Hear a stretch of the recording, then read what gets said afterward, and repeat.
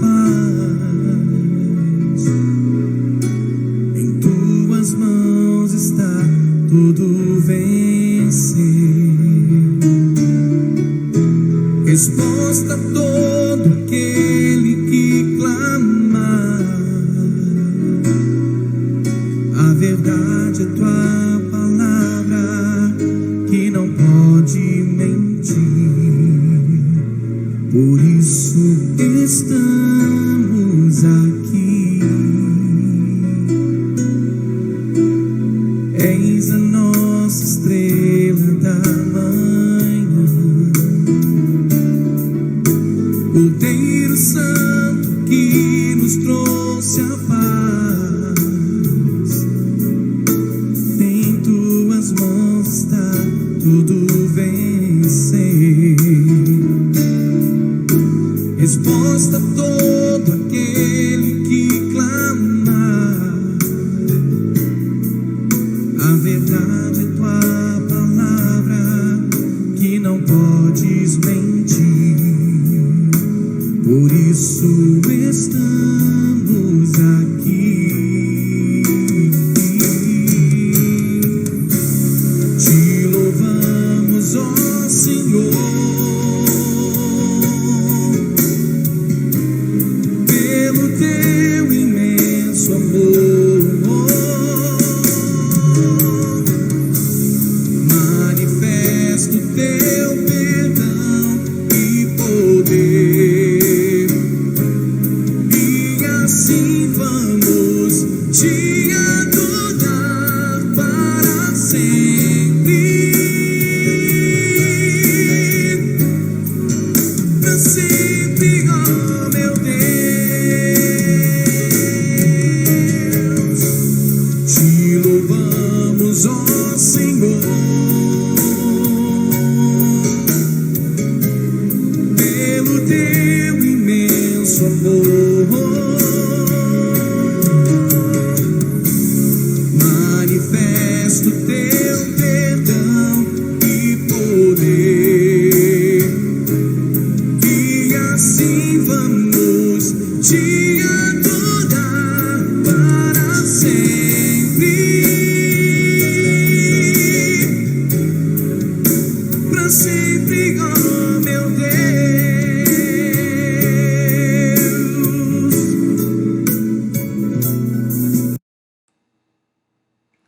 Muito bom dia, meu irmão, minha irmã, graça e paz. Se você está novamente conosco, se você voltou para juntos meditarmos na palavra de Deus, eu fico muito feliz em saber que Deus tem trabalhado no teu coração, em saber que Deus tem falado com você dominicalmente, e saber que é assim, mesmo que distantes fisicamente, nós temos podido ser bênção do Senhor. Temos a possibilidade de compartilhar da palavra de Deus e juntos assim compartilharmos um pouco daquilo que Deus fala ao nosso coração.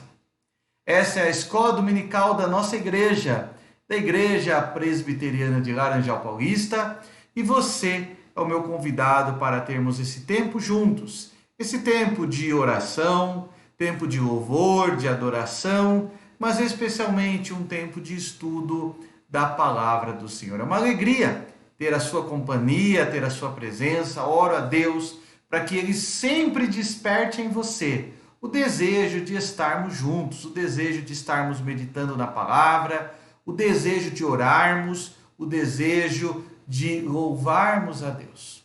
Vamos ter esse instante inicial de oração, um momento para buscarmos as bênçãos de Deus para esse tempo.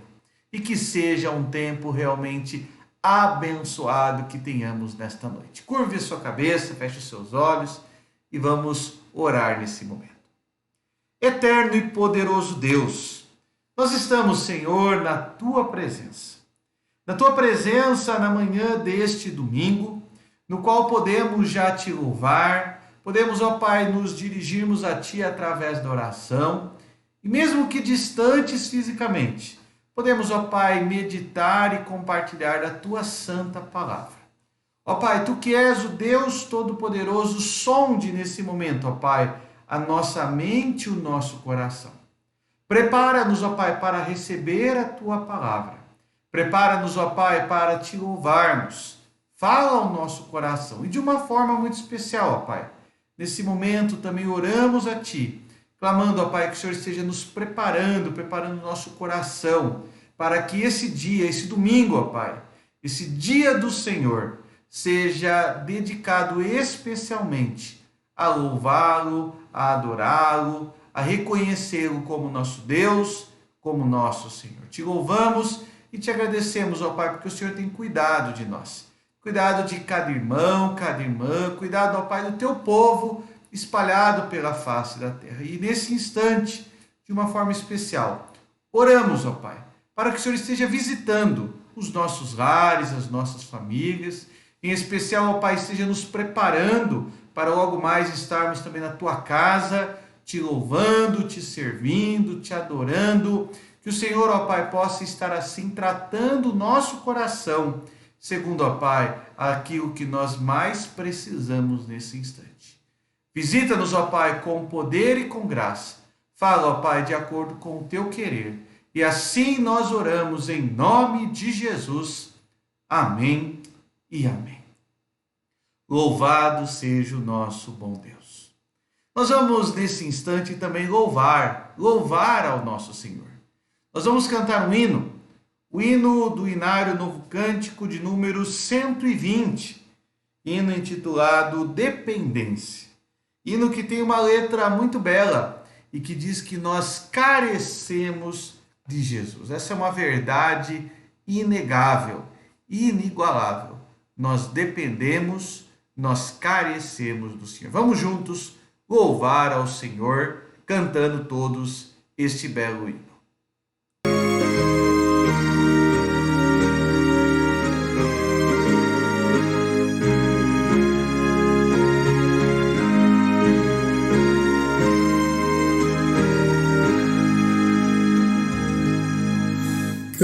Careço de Jesus, de ti, meu Salvador, somente a tua voz tem para mim valor.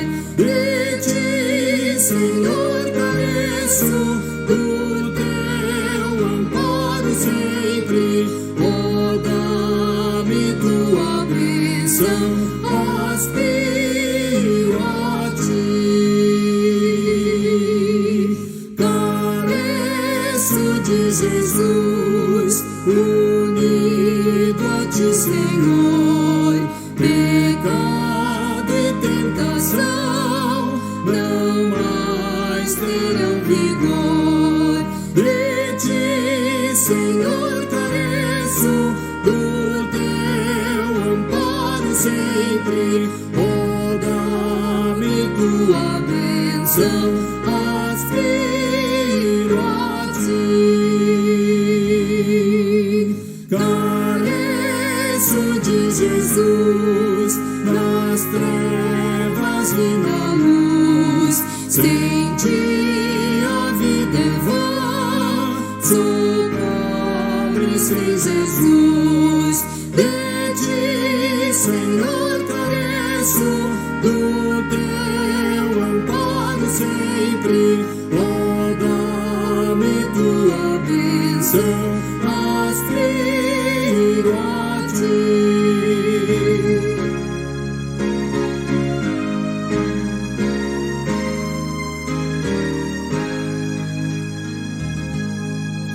Careço de Jesus, viver desejo aqui, ligado mais e mais, ó Salvador, a ti.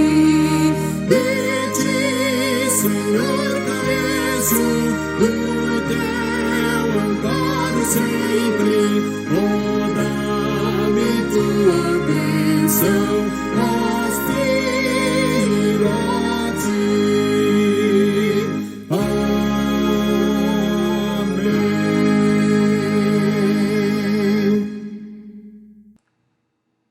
Sim, Nós carecemos de Jesus, nós aspiramos essa presença especial, transformadora, única, renovadora que temos em Jesus. Nós carecemos de Jesus. Você carece de Jesus.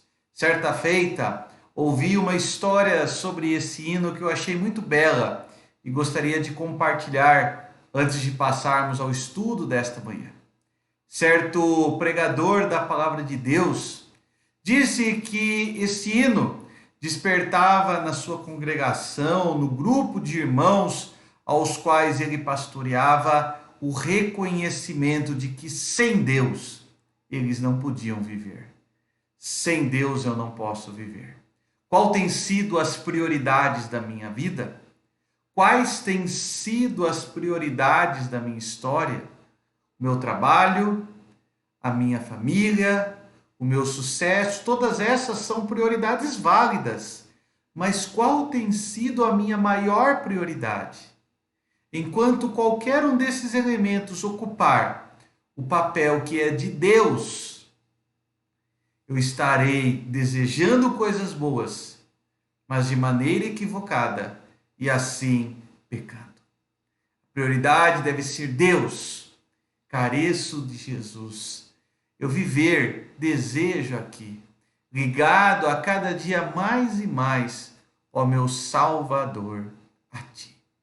Que a canção desse hino nos abençoe e nos desperte para esse real e verdadeiro sentimento de dependência que temos em Jesus. Nós vamos meditar na palavra de Deus nesse instante. E o tema do nosso estudo bíblico, da nossa escola dominical, ao longo dos últimos domingos, tem sido esse tema que você vê nesse instante: a vida segundo o Evangelho.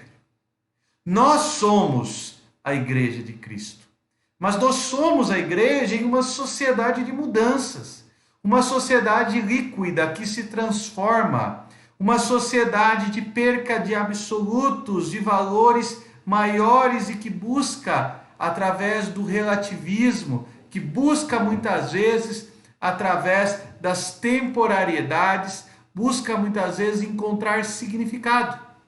Nós somos a Igreja de Cristo nessa sociedade e temos o desafio de sermos a Igreja de Cristo nesta sociedade. Hoje nós vamos continuar a falar sobre o tema que nós iniciamos no último domingo, a maior de todas as crises. Porém, hoje não falaremos apenas da crise em si, mas falaremos a partir da palavra de Deus como podemos lidar e enfrentar a verdadeira crise.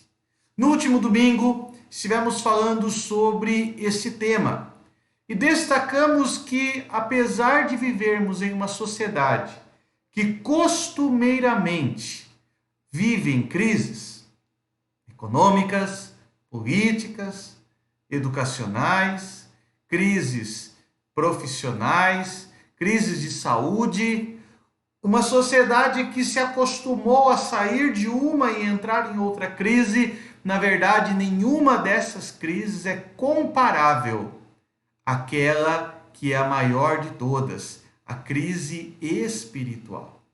A crise espiritual é o nosso pecado. O nosso pecado que desperta a ira de Deus e nós nada podemos fazer com relação a isto. Esta crise não se encerrará. Uma crise econômica, política, social, uma crise profissional, todas essas crises começam, atingem o ápice e terminam.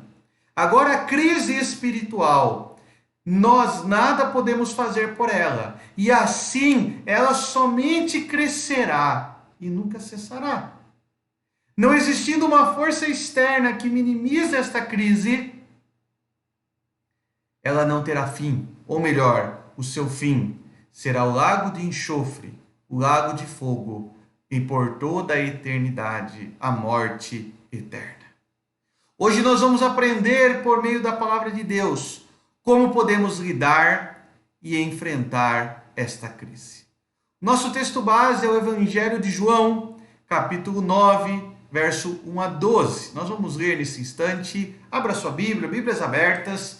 João, capítulo 9, versículo 1 a 12. O texto será projetado, mas como cristãos, manejemos a nossa ferramenta, manejemos a palavra de Deus. Abra sua Bíblia. Eu dou alguns instantes aí, o Evangelho de João, um texto muito fácil de encontrarmos, capítulo 9, versículo 1 a 12. Espero que você tenha encontrado na sua Bíblia e agora você possa acompanhar a leitura desse texto bíblico. João 9, 1 a 12 diz assim: E caminhando Jesus, viu um homem cego de nascença. E os seus discípulos perguntaram: Mestre, quem pecou, este ou os seus pais, para que nascesse cego? Respondeu Jesus: Nem ele pecou, nem os seus pais, mas foi para que se manifestem nele as obras de Deus. É necessário que façamos a obra das obras daquele que me enviou, enquanto é dia. A noite vem, quando ninguém pode trabalhar. Enquanto estou no mundo, sou a luz do mundo. Dito isto, cuspiu na terra. E tendo feito lodo com a saliva, aplicou-o aos olhos do cego, dizendo: Vai, lava-te no tanque de Siloé. Ele foi, lavou-se e voltou vendo. Então os vizinhos e os que dantes o conheciam de vista como mendigo perguntavam: Não é este que estava assentado pedindo esmolas? Uns diziam: É ele. Outros: Não, mas se parece com ele. E ele mesmo, porém, dizia: Sou eu. Perguntaram-lhe, pois, como te foram abertos os olhos? Respondeu ele: O homem chamado Jesus fez lodo, untou-me os olhos e disse-me: Vai ao tanque de Siloé e lava-te. Então fui, lavei-me e estou vendo. Disseram-lhe, pois, onde está ele? E ele respondeu: Não sei. Oremos. Eterno e poderoso Deus, a tua palavra foi lida. Tua palavra, ó Pai, que nos conta a maravilhosa história deste feito do Senhor, deste milagre, deste homem que não enxergava e passou a ver. Mas assim como ele, ó Pai, nós também precisamos ver. Ver, ó Pai, da tua misericórdia, da tua graça. Ver do teu poder. Ver, ó Pai, da grandeza da tua obra sobre as nossas vidas. Nos abençoa, Pai, nesse instante. Visita-nos, ó Pai, com graça e com misericórdia, e nos abençoa na leitura da tua palavra. Em nome de Jesus. Amém. E disseram-lhe, pois, onde está ele? Onde está Jesus? E o homem respondeu: Não sei. A maior de todas as crises. Qual é a maior de todas as crises? Nós vimos no último domingo que a crise primordial com que temos de lidar é a crise de um coração pecaminoso, um coração sujeito à ira de Deus. A maior crise que nós temos que enfrentar é a crise do nosso coração. Coração manchado pelo pecado e que diante desse pecado, uma vez que nós pecamos, todos pecaram, carecemos então da glória de Deus, mas o pecado tem um salário. O salário do pecado é a morte. A partir do nosso pecado é revelada a justa ira de Deus. E a pergunta que fica é: como lidar com esse coração pecaminoso e que agora está debaixo da ira de Deus? Ou melhor, como lidar comigo mesmo? Como você lida com você? Esses temas que nós temos falado são temas que nos levam a pensar sobre nós mesmos. Daqui a algumas semanas eu quero falar especificamente sobre a questão do coração. A nossa sociedade sacralizou o coração como sendo um território incontaminado, como sendo um território perfeito e sujeito a bons sentimentos, quando na verdade não é. O nosso coração é uma terra contaminada, é uma terra suja, é uma terra fétida, e por causa desse pecado estamos sujeitos à ira de Deus. E a pergunta que surge é: como lidar com este coração? Como lidar comigo mesmo? Como lidar com esta crise? Então, nosso primeiro tópico nesta manhã é lidando com a verdadeira crise. Deus fez uma aliança com o ser humano no Éden, uma aliança com Adão. Mas nós sabemos que essa aliança foi quebrada. Adão e Eva pecaram.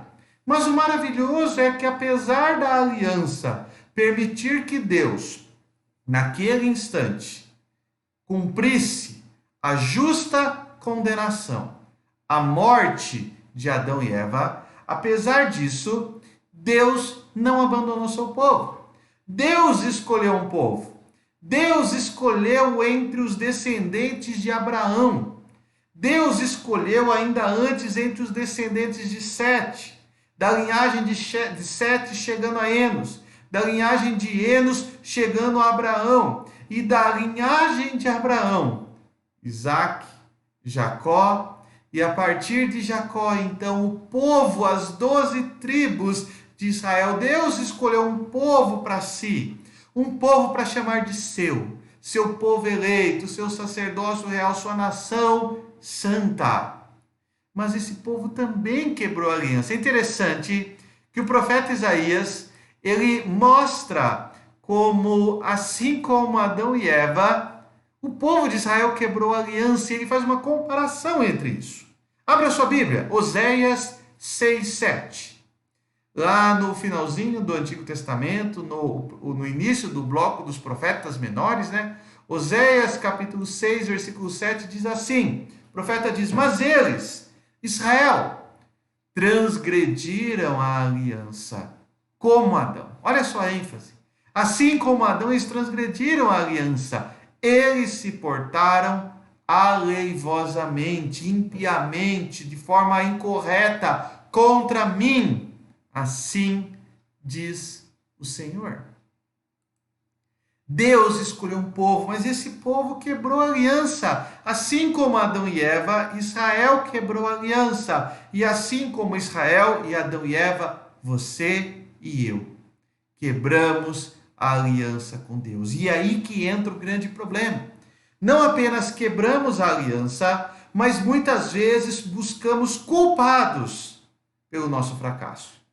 E nós sempre dizemos que Deus é o culpado pelo nosso fracasso. Quer ver só? Quando Adão e Eva pecaram, Adão vai dizer: foi a mulher que tu me deste. A mulher vai dizer: foi a serpente que tu criaste.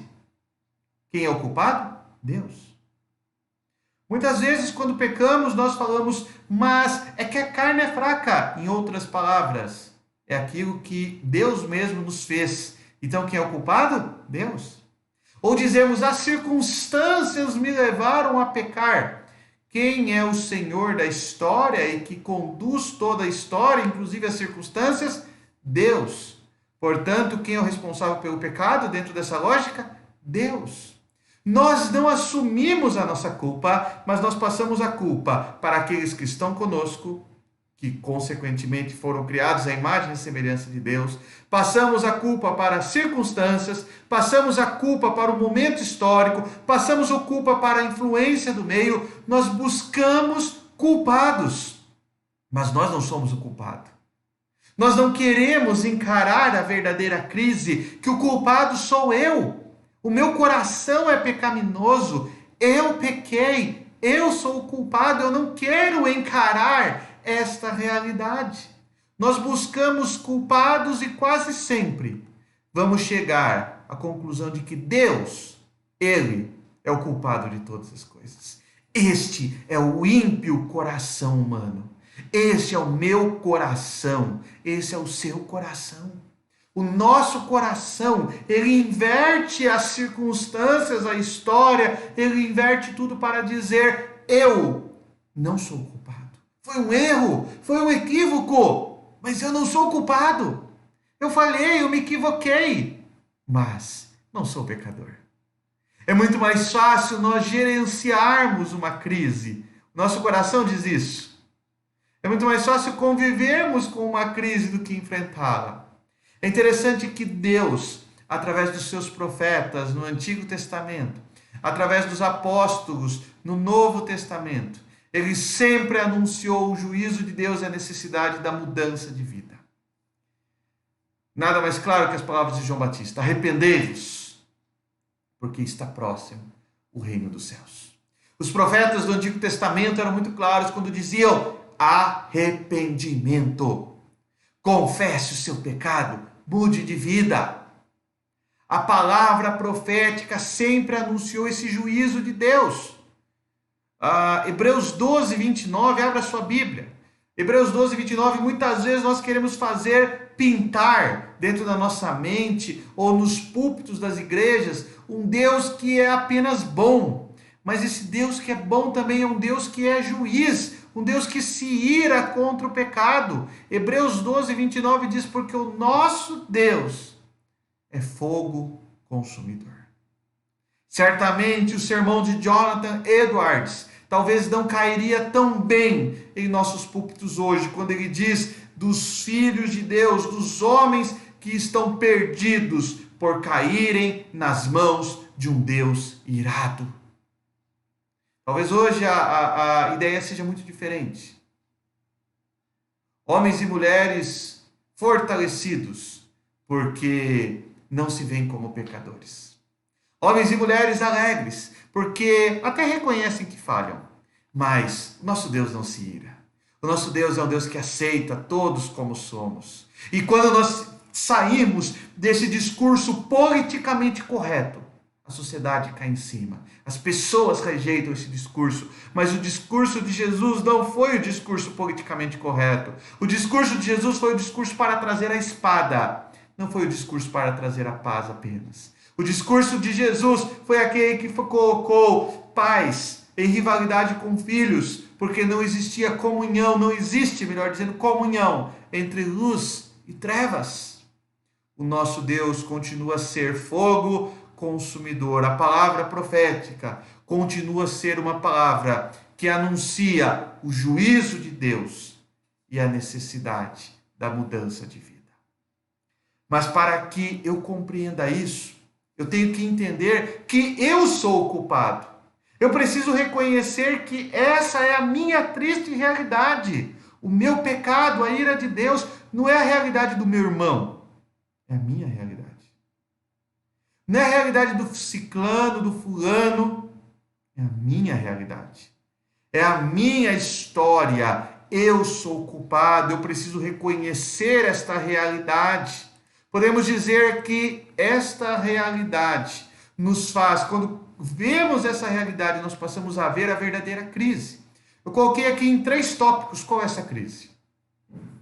Primeiro tópico dessa crise: eu não estou pecando, eu sou pecador. É muito diferente isso.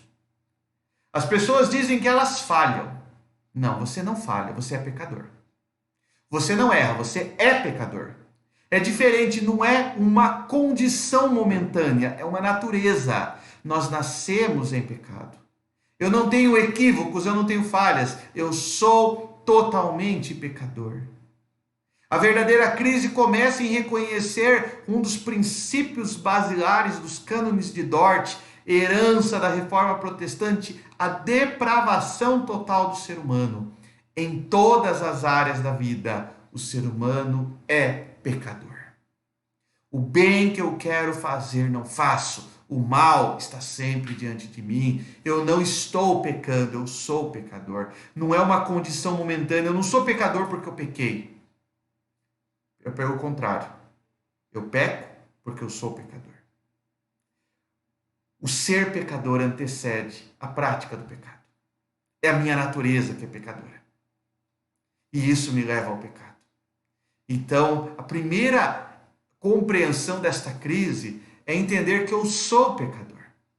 É entender também que todos os pecados, inclusive aqueles que eu pratico, que eu tento dizer que são apenas equívocos, despertam a ira de Deus. Não é apenas o adultério do outro, o roubo do outro, a mentira do outro, a idolatria do outro que desperta a ira de Deus. Aqueles pecados que eu cometo e que muitas vezes eu tento dizer que são apenas erros ou equívocos, eles também despertam a ira de Deus. Deus não se ira apenas com o grande pecado, grande entre aspas aqui, daquela pessoa que você conhece. A ira de Deus se revela contra todo pecado, inclusive aquele que nós cometemos, muitas vezes dentro apenas do nosso coração, em nossos pensamentos, em nossas intenções, despertam a ira de Deus. Sou eu, e não apenas o outro, que estou sujeito à ira de Deus. A nossa crise é entender que nós somos pecadores, que todos os nossos pecados despertam a ira de Deus e que agora nós estamos sujeitos, debaixo dessa ira de Deus. Estamos debaixo da ira do Senhor. Eis a nossa crise. Lidar com a crise é saber qual é a crise. A crise não é um hábito que eu tenho. A crise não é um ato isolado. A crise não é uma situação. A crise é saber que eu sou pecador no meu coração. A crise é saber que o meu pecado desperta a ira de Deus. A crise é reconhecer: eu estou debaixo da ira de Deus. Eis a nossa crise. Como lidar com esta crise? Na verdade, não há forma de nós lidarmos com essa crise. Há sim uma forma de enfrentarmos. Mas não sou eu, mas é Deus que enfrenta essa crise. Vamos entender como. Nós devemos reconhecer que o pecado é primeiramente uma ofensa contra Deus. Quando você peca contra o seu cônjuge, não é um pecado contra o seu cônjuge apenas, é um pecado contra Deus. Quando você peca contra o seu patrão, você está pecando também contra Deus. Quando você peca contra o seu irmão, você está pecando contra Deus. Lembre-se bem disso. Não existe pecado contra o homem que não seja um pecado contra Deus. E o contrário é verdade. Existem pecados contra Deus que afetam apenas a nós mesmos. São pecados contra nós, mas pecados contra Deus primeiramente. Primeiramente, devemos reconhecer que todo pecado é uma ofensa contra a santidade de Deus.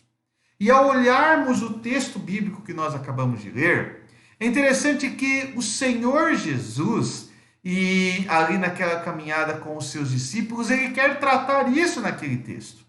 Os discípulos veem aquele homem cego e diz: Jesus, quem pecou? Esse homem nasceu cego. Quem pecou? Foi ele ou foram seus pais? Primeiramente, a pergunta dos discípulos já se reveste de uma tolice ao saberem que aquele homem era cego de nascença. Como eles poderiam dizer: ele se tornou cego porque pecou, se ele já nasceu cego? Então, naturalmente, eles estavam jogando a culpa da cegueira daquele homem nos seus pais. A cegueira era visto como uma das maiores maldições dentro da estrutura religiosa judaica. Por isso eles falam: está vendo esse cego? Alguém pecou para que ele fosse assim. Isso não é normal, não é natural. Veja, eu não sou cego, então eu sou melhor do que ele. Ele pecou, eu não. É isso que eles estão dizendo. Eles estavam acusando aquele homem, estavam acusando os pais daquele homem, dizendo: eles são piores do que eu. Eu sou melhor, eu não sou cego. Olha, eu enxergo, ele não. O que aqueles homens não sabiam é que a partir daquela resposta, Jesus estava dizendo que não era apenas o cego e os pais que pecaram, mas todos os homens e mulheres, como diz o apóstolo Paulo, todos pecaram. Todos pecaram e carecem da glória de Deus.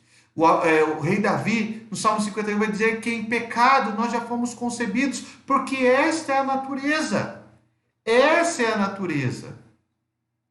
Ao compreendermos o que é o pecado, que nós somos pecado, somos pecadores, e compreendermos que a vítima do pecado é Deus, e não eu, não meu próximo, não meu irmão, não minha irmã, não apenas o meu cônjuge, não qualquer pessoa, nós podemos recorrer ao perdão daquele que sofreu a ofensa. O pecado é uma ofensa contra Deus. Portanto, quem primariamente deve perdoar não é aquela pessoa contra a qual você fez algo, mas é primariamente Deus. É a Deus que você ofendeu primeiramente. Em segundo lugar, contra aquela pessoa. Mas é Deus primeiramente. Romanos 6, 23 diz assim: porque o salário do pecado é a morte, condenação. Mas o dom gratuito de Deus, aquele contra quem você pecou, ele pode te perdoar, dando a vida eterna em Cristo Jesus, o nosso Senhor. Compreendemos que o pecado tem como primária vítima Deus. Mas o Deus que se ira contra o pecado é o Deus que também nos perdoa em Jesus Cristo. O Deus que desperta a sua ira pelo pecado é o Deus que também pode nos perdoar em Cristo. Quando Adão e Eva pecaram, Deus levanta a sua ira, mas ele também estabeleceu o caminho da redenção, o caminho do perdão. Quando, ao longo da história, o povo de Israel pecou, Deus estabeleceu o caminho da redenção. Quando eu e você pecamos, Deus já estabeleceu desde a eternidade o caminho da redenção. Como enfrentarmos essa crise? A crise ela pode ser enfrentada, mas ela não é enfrentada por mim. Não é enfrentada pela minha justiça, não é enfrentada pelas minhas obras. Aqueles que cumprirem a lei de Deus serão salvos por essa lei. E então eu estou totalmente perdido, porque a minha justiça não é a justiça da lei. Eu sou incapaz de cumpri-la. O apóstolo Tiago diz que aquele que erra em um ponto, erra em todos. Então eu já quebrei totalmente a lei de Deus, você quebrou totalmente a lei de Deus. A crise ela pode ser enfrentada, mas não pela minha justiça. Romanos, abra sua Bíblia, capítulo 2, versículo 12. Romanos 2:12 vai dizer assim, pois todos os que pecaram sem lei, também sem lei perecerão, vão perecer. Ah, mas eu não conhecia a palavra de Deus. Isso não é justificativa. E todos os que com lei pecaram, mediante lei, serão condenados, serão julgados. A crise ela pode ser enfrentada, mas não sou eu que vou conseguir vencê-la. A crise do meu coração pecador, eu não conseguirei suportá-la. Eu não conseguirei vencê-la. O enfrentamento da crise não está em mim, mas está no Evangelho, como ocorreu com aquele cego anônimo. O cego que nós não sabemos quem ele era, ele foi ali curado da sua cegueira, mas muito mais, ele foi perdoado dos seus pecados. A graça atingiu o cego como um receptor passivo, não como um agente ativo da sua libertação. O cego nada fez para ser liberto. Ele foi liberto. Israel nada fez para ser liberto. Mas Deus salvou dentre Israel aqueles que eram do seu povo. Você nada fez para ser liberto. Mas Deus te libertou. Você não é um agente ativo da sua libertação. Você é um receptor passivo da sua libertação. Eis o enfrentamento da nossa crise. Eu nada posso fazer, eu nada poderia vir a fazer. Deus fez tudo por mim. Em Cristo, tudo o que eu precisava foi feito. Ao compreendermos a crise, ao lidarmos com ela, nós nos chocamos com o nosso coração pecaminoso. Nós nos chocamos com a ira de Deus. Nós nos chocamos em saber que nada podemos fazer, mas a graça de Deus já fez tudo. Deus fez tudo. Esta que nós vimos é a maior de todas as crises. Um coração sujo, manchado pelo pecado, sujeito à ira de Deus. E o pior, não há nada que você possamos fazer para mudar isso. Não há nada. Contudo, Deus, pela sua graça, mediante a obra de Cristo, já fez tudo o que era necessário para nos reconciliar com Deus. Jesus morreu em nosso lugar. Aleluia! Louvado seja o Senhor. Deus pela sua graça, mediante a obra de Cristo, já fez tudo o que era necessário para reconciliar-nos com Deus, para enfrentar, para superar, para vencer a crise do nosso pecado. Louvado seja o nosso Senhor. Eis a nossa crise, o nosso coração. Como lidar com ela? Primeiramente, reconhecendo que somos pecadores, que estamos debaixo da ira de Deus.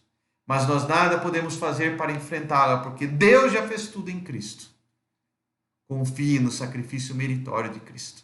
Deposite toda a sua fé e a sua confiança naquele que morreu no seu lugar e que, pela graça, curou aquele cego, mas também trouxe-lhe libertação. Pela graça, curou e trouxe libertação ao povo de Israel. Pela graça, curou e trouxe libertação à igreja de Cristo. Pela graça, curou e trouxe libertação das mazelas espirituais nas quais vivíamos, eu e você. Louvado seja o nosso Deus.